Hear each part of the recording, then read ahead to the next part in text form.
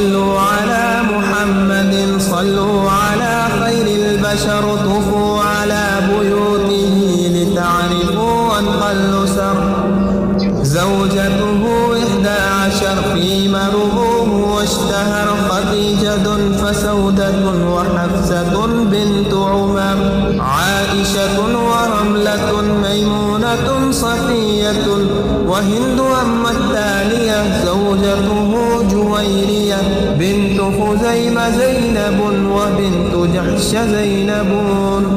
أولاده ف7 منهم بنات 4 فزينب في الأول وأم كلثوم تلي